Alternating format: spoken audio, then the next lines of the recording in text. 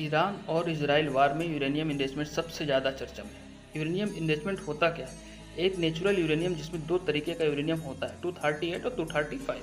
अब 238 से 235 को अलग करना यूरेनियम इन्वेस्टमेंट कहलाता है, जिसमें 0.7% यूरेनियम जो होता है वो नेचुरल यूरेनियम होता है और 3 से 5% न्यूक्लियर पावर प्लांट के लिए होता है और 20% रिसर्च रिएक्टर होता है, जबकि 60% जो होता है वो न्यूक्लियर वेपन ग्रेड का होता है, इसका इस्तेमाल नहीं कर सकते। लेकिन 90% जो होता है वो रेडी फॉर न्यूक्लियर वेपन होता है।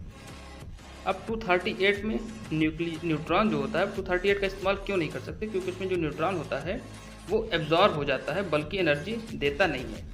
लेकिन जो 235 होता है वो न्यूट्रॉन फिजन रिएक्शन करता है, जिसमें एक एटम दो एटम में ब्रेक हो जाता है, जिसको फिजन रिएक्शन कहते हैं। अब ये न्यूट्रॉन आते कहाँ से? जबकि नेचुरल जो यूरेनियम होता है, नेचुरल यूरेनियम से इस्तेमाल नहीं करते, बल्कि इसमें नेचुरल यूरेनियम गैस का इस्तेमाल करते हैं, इसको UF6 बोलते हैं। यूरेनियम हेक्साफ्लोराइड एक गैस होती है, फॉर्म ऑफ यूरेनियम।